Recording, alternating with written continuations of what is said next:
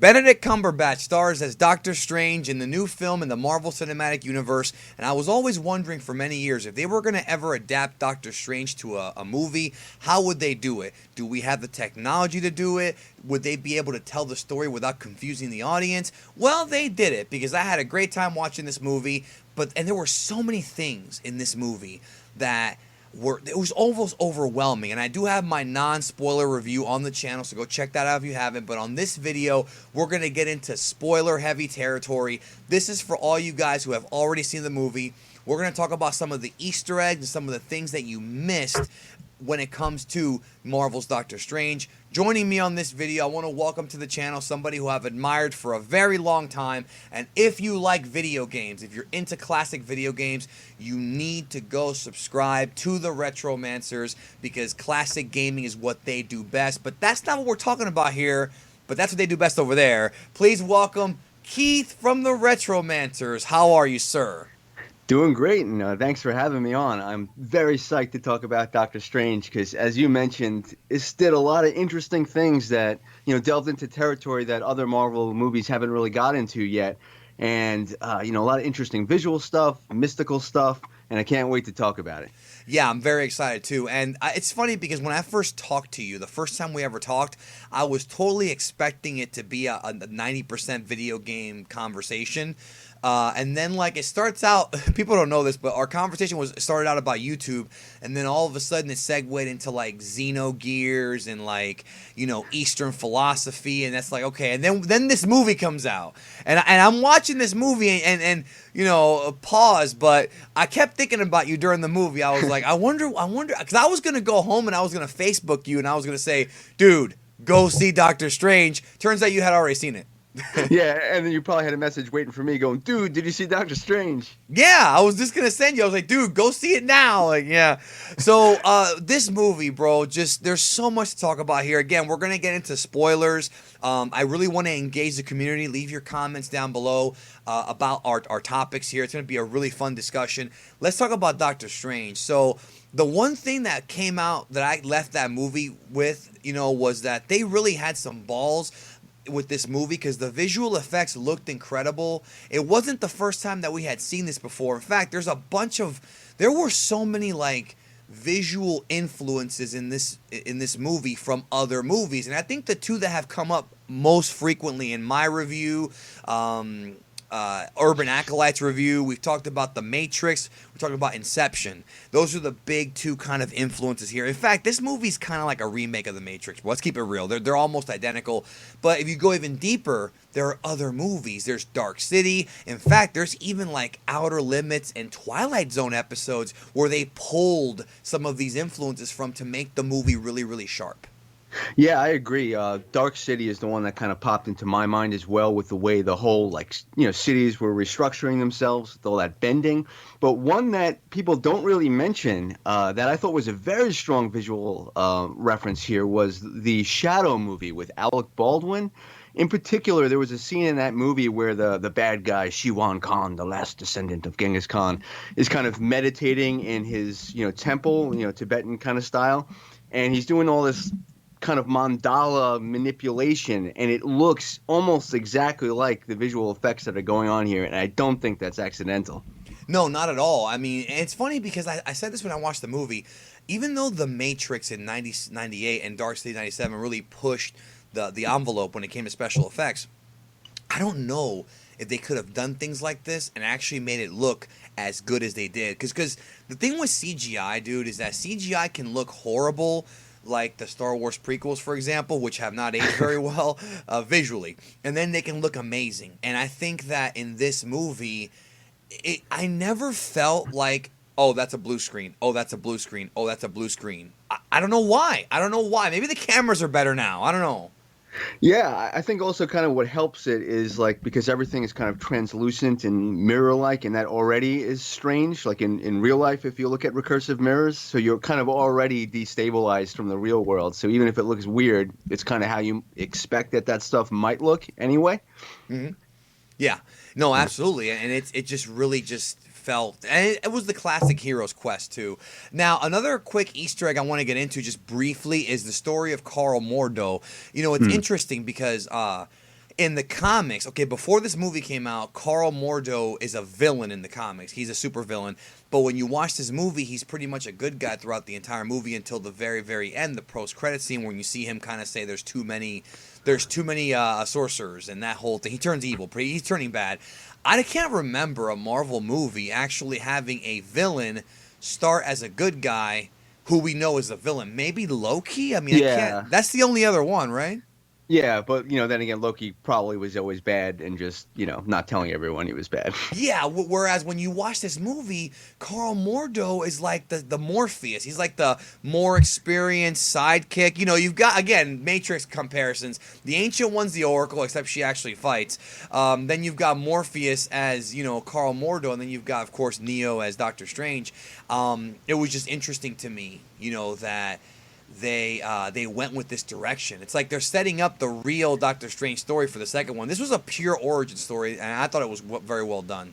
Yeah, absolutely. And since we're talking about kind of references to other things, one thing that I thought was like a humorous reference to other types of medium is sort of like when he's sitting on the doorstep of whatever the entrance of that place was for 5 hours, and Mordo's like, oh, he's got strength of will, you should let him in.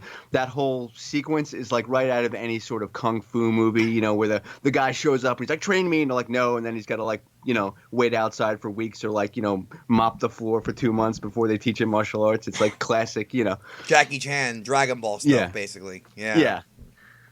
You have to pay your dues is what the phrase is, right? I guess.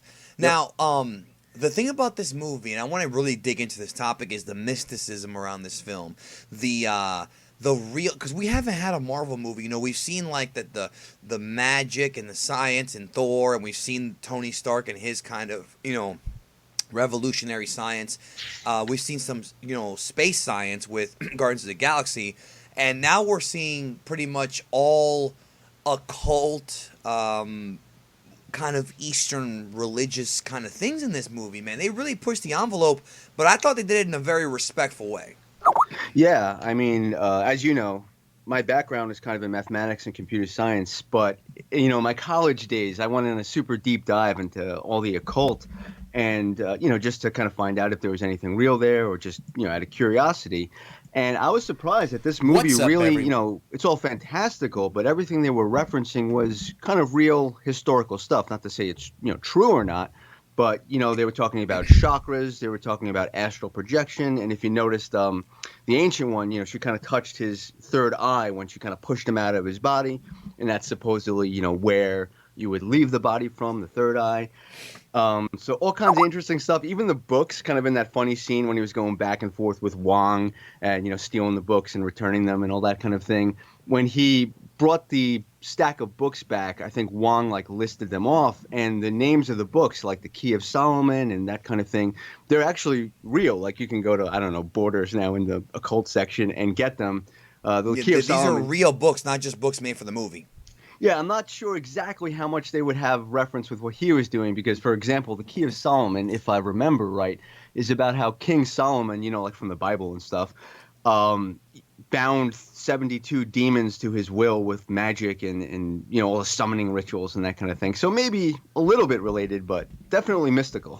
Yeah, absolutely. Now, the astral projection stuff, I stay away from practicing this stuff at home, man. The Ouija boards, which is another movie that came out a couple weeks ago, and astral projection, I don't fuck with it. But as far as I know, obviously in this version of the astral projection, it was kind of like VR Troopers, where you have like a fist fight going on in the other realm. But what I find really fascinating about this is the way that this movie kind of blended Eastern and Western religion, because if you study Judeo-Christian kind of faiths, there's talk of a spiritual war that around us there are, and Scientologists believe something similar, but it's different, not exactly the same. Around us there are battles going on in the spiritual realm. We've got like angels and demons fighting around us, and in the film we see Doctor Strange astral project and have a fight, as a ghost, I guess, or whatever you want to call it.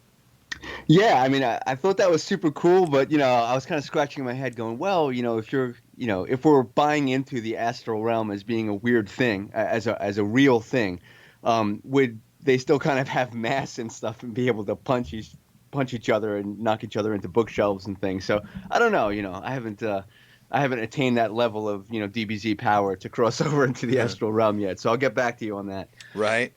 Now, what were some other things you picked up on when it comes to like the mysticism and the because the ancient ones pretty much like you said it's the Fu Manchu, martial arts master thing. But I mean, what was some of the other things like the creating portals and things like that? Go ahead. Yeah. So one thing that's, again, kind of an idea that's been out there in like occultism for a long time is the idea of ley lines, areas in the earth that kind of are powerful for some reason, or convergent points. So that obviously had to do with the idea of the sanctums in this movie, where there was sort of, what was it, New York, London, and Hong Kong, I think they said in the movie, that were kind of, Yes. vortexes of energy, and they needed to have those buildings on those points to help protect it from Dormammu. So that's another thing that's definitely referencing occult stuff that's been around.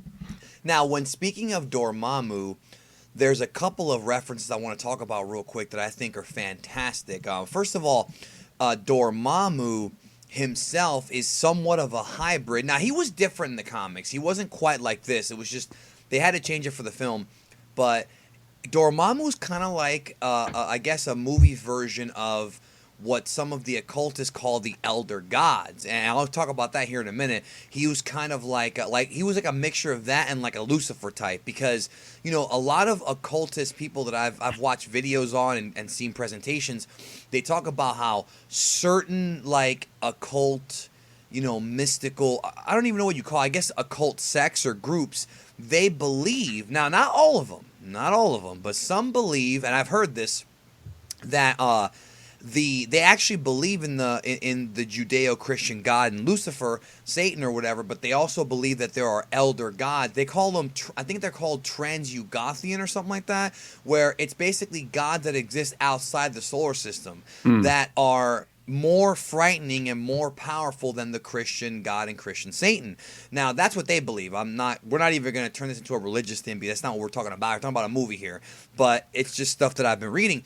And I feel like Dormammu was influenced by that. I feel like that's kind of what he was, in that he's this ancient being who he's like the eater of worlds. Like, they couldn't use Galactus because... You're right. Right? Yeah, I was thinking Galactus, exactly the same thing. Like, oh, this guy's another Galactus. But kind of going on to what you're saying, to maybe dip it into a little bit of philosophy, kind of the central theme, if you want to say anything, that the Ancient One was trying to convey to Benedict Cumberbatch was, one, obviously, ditch your ego. And as part of that, like, death is sort of a good thing and necessary for life. But I thought that was a little bit of like a weird message, because Dormammu, wasn't really eternal life at all. He kind of just ended up killing Mads Mikkelsen or whatever. And if you really kind of look at physics, astrophysics, cosmology, the real Dormammu that's kind of waiting for everyone at the end of the universe is what's known as entropy heat death, which is no life, no motion, everything cooled to absolute zero. So it's kind of eternal death that kind of waits at the end of the universe. That's the real Dormammu. And kind of flipping it like that is maybe in line with some Judeo-Christian ideas, like you said, of kind of being meek is a good thing. What Nietzsche would call the slave mentality versus the master mentality. It's like you're not supposed to go beyond your place. You're supposed to know your role and just sort of bow your head and that kind of thing. So to see how Doctor Strange evolves from here on out will be interesting, because obviously you can tell from the end of the movie that he still retains his sort of ego, at least a little bit. He's taken some of the lessons from the Ancient One, but hasn't, drank the Kool-Aid 100%. Yeah, he's still going to be, the cocky doctor. Well, I thought that you make a very good point. That's all true, but I thought they gave it a physical representation, which I thought was great.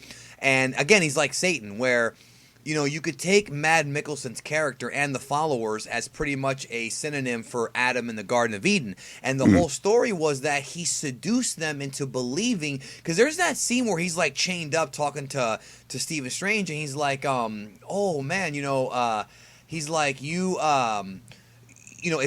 Dormammu promises eternal life. He promises that, we're going to go to paradise.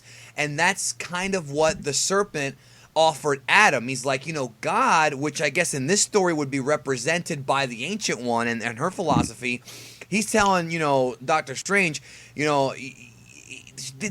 lying to you. Like, God is lying to you. Eat the fruit. And in the Genesis, the book of Genesis, you hear God tell Adam, don't eat the fruit.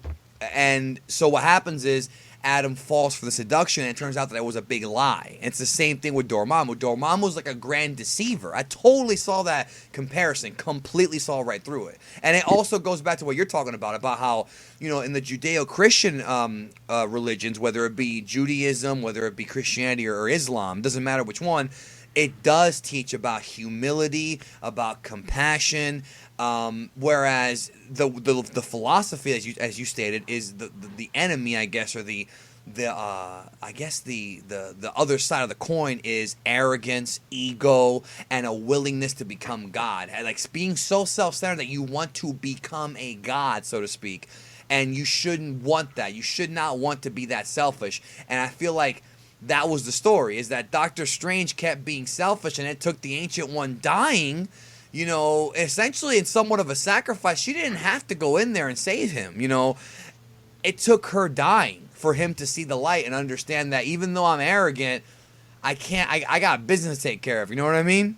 Yeah, I thought what was also interesting kind of in the reveal of the Ancient One kind of using a little bit of Dormammu's power. The Dark Dimension, yeah. Yeah, like it kind of opens it up a little bit to say, hey, maybe the answer isn't completely one way or the other, and the universe is kind of more nuanced, and it's how you kind of mix the dark and light, and I thought that was interesting. Well, we've been seeing that a lot lately. I just want to point this out. In Star Wars The Force Awakens, especially in the novel, we hear Supreme Leader Snoke tell Kylo Ren that the reason why you're so special is because you're the perfect balance of light and dark. More recently, in some certain episodes of Star Wars Rebels, which if you haven't seen them, Keith, you should check them out, we've run into this character called the Bendu, and he says, the Jedi use the light side, the Sith use the dark, I use both. It's almost like Star Wars is now telling us in the new canon that the future of I guess, Force using is going to involve tapping into the dark side and the light. That the Jedi were too dogmatic and the Sith were too greedy. You have to use both. I feel like there's a lot of fiction telling us this. I wonder if it's an agenda. It's crazy, though. It's popping up everywhere, right? Well, I think, above and beyond all of this, it's most important to note that Dormammu also gives you a sweet-ass eyeshadow upgrade. That... So, yeah. I mean, I didn't know... When he showed up on the screen, bro, I didn't know if I was watching Mortal Kombat Annihilation again for a second, bro, when they go to the animalities, because... That was frightening. So you also pointed out somewhat of a plot hole with Dormammu before we started recording. I wanted you to fill me in on that one more time and kind of elaborate on it. Yeah, sure. So again, I have a background kind of in mathematics, and I've studied cosmology and physics. So one thing you're like Stephen Strange.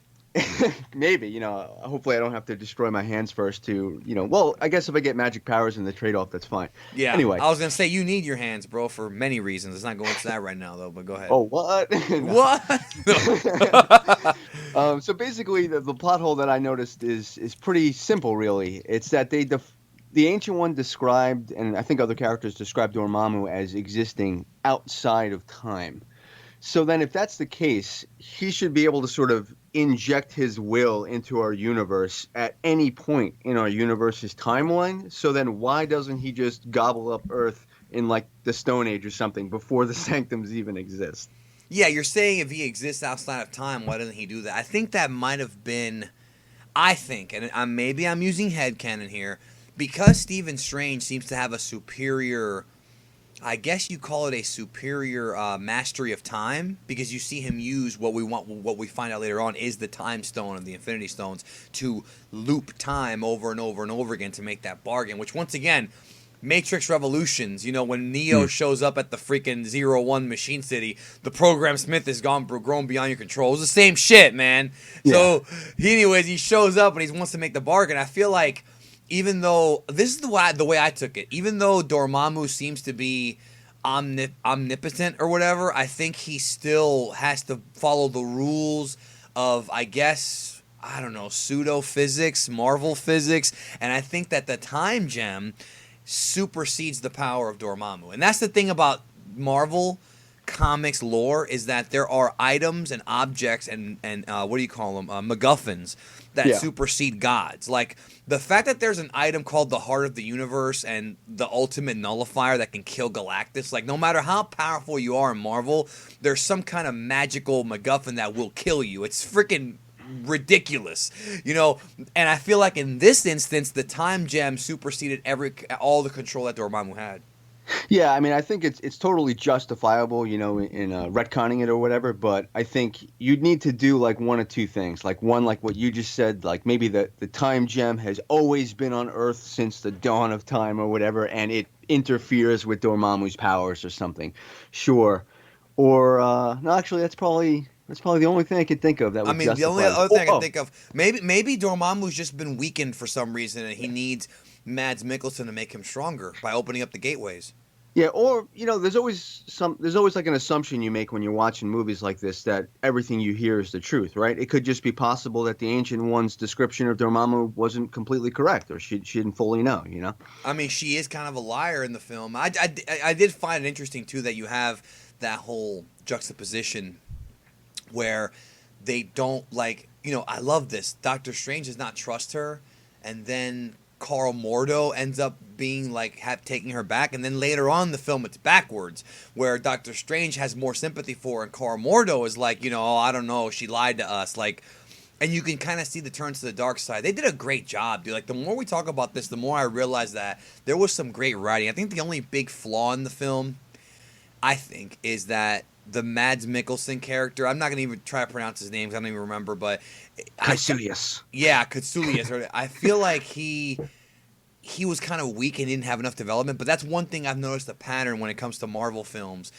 Civil War, ironically enough, I think had one of the best developed villains that we've ever seen before, and it was a regular human, which is kind of ironic. But a lot of the villains in these films, you know, in fact, almost all of them, I don't think have that much development. And I think what happens, Keith, man, is that some of us grow up on the comics, and when we watch the films, we know the backstory. Like, we know it. But the problem is you have to disconnect yourself from your own knowledge and look at the movie as a casual moviegoer.